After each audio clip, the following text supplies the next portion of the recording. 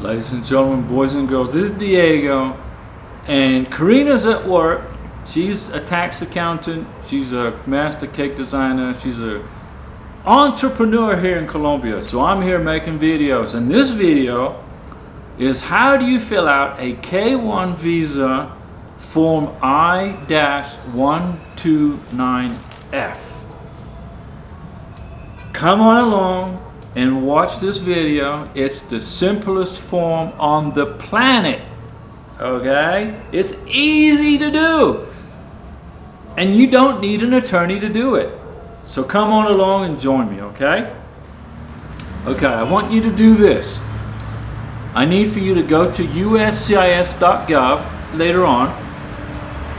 Look for form I-129F, which is the petition for a fiance, and print it. Okay, print it. And then when you've printed the form, come back to the video with me. It's 13 pages, and we're going to go over each page one at a time. Okay, so number one, print the 13-page form. Number two, come back to the video, and we're going to go through it page by page. Okay, now the first thing you're going to do before you submit your form I-129F is to check the date on the form to make sure it is the most current form. If you do not use the most current form and you do all this paperwork, immigration will send it back to you and you have to start over with a new form. So the first thing to do is check the form is current. Check the date. There are 13 easy pages for you, the sponsor, to complete on behalf of your beneficiary or future bride or groom. You don't need an attorney, ladies and gentlemen, so listen up, okay? You've got the 13 pages in your hand, right? You've printed the forms, right? Now, read each page carefully and fill out all the empty spots that apply to you. If a spot does not apply, write NA. Do not miss a spot, okay? So let's go to page one. Page one. This is information about you, the sponsor, and put an X in the box which says you're applying for a K1 visa. Type your full name, any nicknames that you may use. Now my nickname is Diego. I use the nickname Diego for you too, okay? Fill out your mailing address. And use a computer to do this, okay? Or if you handwrite it, you got to print in black ink very carefully. Page number two. This is your address history. Where have you lived for the past 5 years? It's your employment history. Where have you worked for the past 5 years? Do you have 2 jobs? Are you working 2 jobs? List your jobs, okay? Now, I'm a land surveyor. I'm an assistant land surveyor. In my life in the United States. I'm a real estate agent. I'm retired from the military.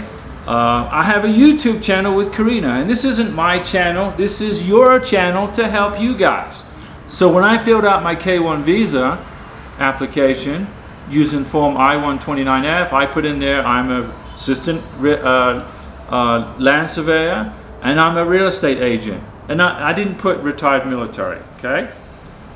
Page number 3, your gender, you're male, you're female, your marital status.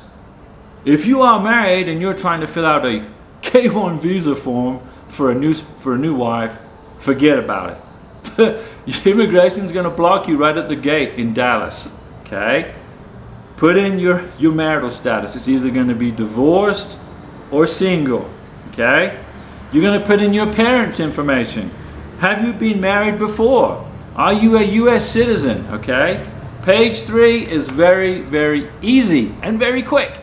Page number 4. Have you ever filed for a K1 visa for somebody in the past? Did USCIS approve or deny your past K1 visa request? Okay. For me, I was married to a Colombian. Okay. Didn't work out. She missed her family. She missed Colombia. So I brought her back to Colombia. She didn't want to learn how to drive and she didn't like the weather in Florida. So we got divorced. So I'm on my second K1 visa process. It's okay. You are allowed up to 2. Okay. So I had to fill out in the information block the information regarding my past K1 visa approval. Okay? You also fill out in here, have you lived in any foreign countries? Okay? Since your 18th birthday. Now, I was in the United States Navy for 20 years, so I was stationed in Sardinia. I was stationed in Sicily, Italy. So 6 years I spent living in Italy, in Sardinia, with the United States Navy. So I wrote in there, in the separate part of the form, where I was living overseas, okay?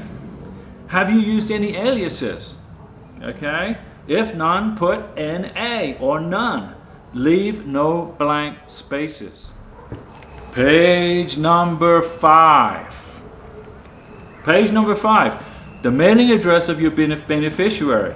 Your beneficiary's address history and employer history.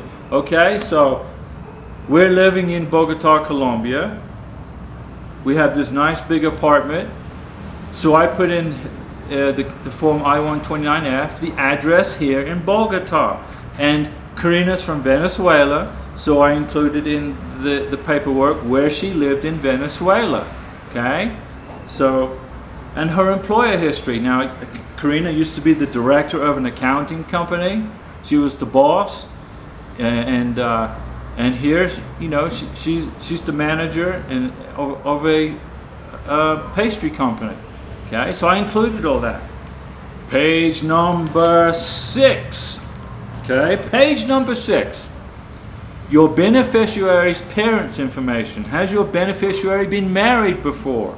Okay, if not, print NA, but don't leave any empty spots. If you do not know the last name, the first name, the date of birth of your beneficiary's parents, if your beneficiary, if your future wife or husband doesn't know the date of birth of her dad or her mom, put unknown.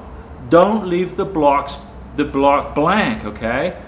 Immigration would much rather you be honest and truthful and say, I don't know, than to leave it blank and immigration's going, why didn't they fill this out? Okay? Leave no empty spots on the form. Page number 7. Okay? Passport information for your beneficiary. Your fiance needs to have a passport, and so do her children or his children if you're planning on bringing them to the United States. If they don't have passports, get them now. Get them now, okay? You need to put in on page 7 the children for K2 visa processing. Does your fiance have any children? Include the names, okay? The address where your fiance will live with you in the United States, okay? And your beneficiary's address abroad. And if your beneficiary, if your fiance uses a native alphabet to write with, include that on this page, page 7. Page number 8, ocho. Have you met your fiance in person, face to face, within 2 years before you submit your K1 visa? Describe this event in block 54. Okay?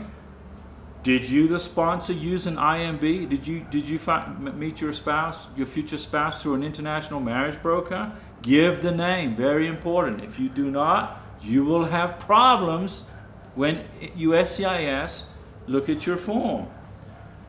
On page 8, you were going to put which embassy will your fiance adjudicate her visa at. Okay? Where is your fiance going to do the face-to-face? What embassy? What country? Okay? What city?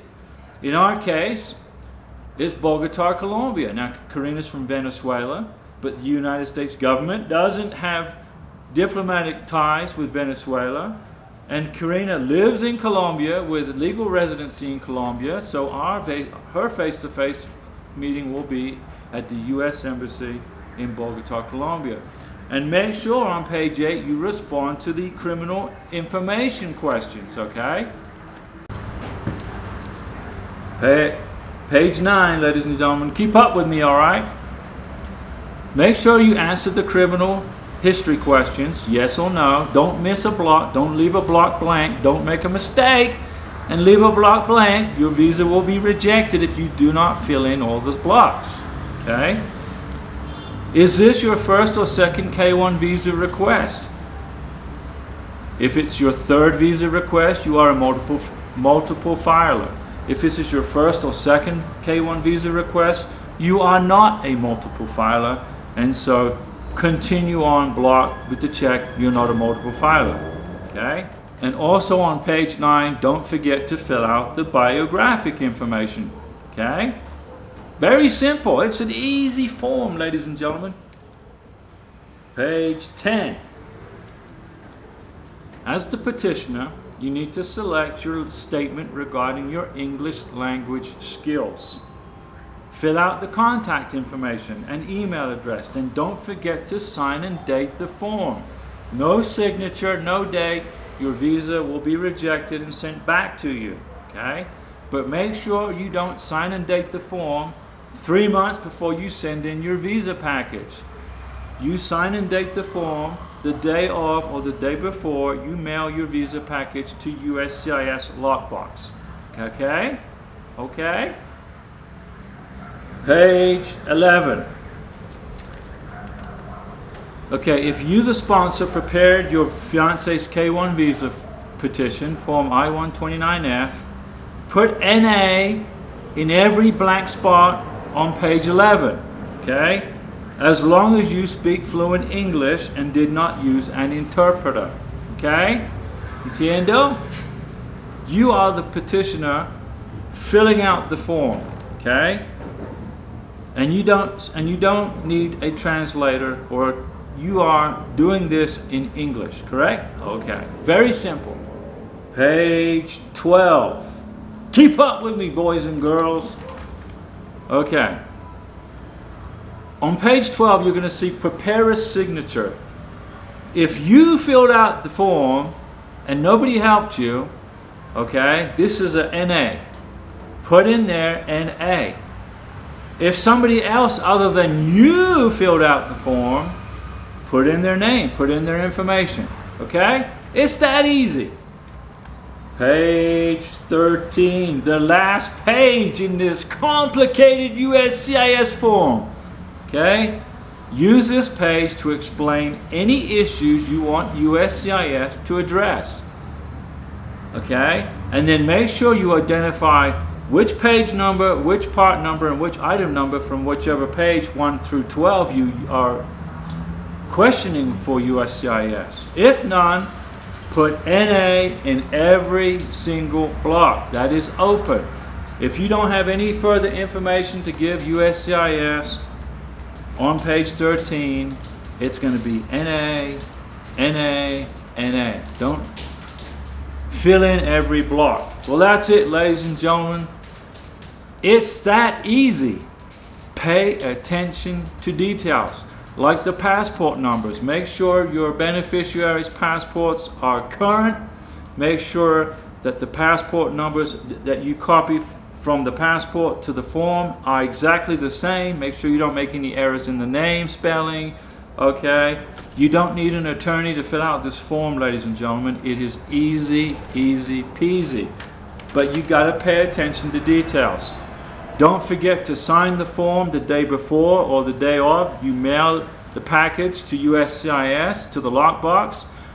Watch our videos on how to put together a K1 visa package. We will help you through this process for $0. Okay? I've been through this process before. This is my second rodeo. I know exactly what to do. I'm not an immigration attorney, but I'm going to save you a bunch of money if you follow our videos. Okay?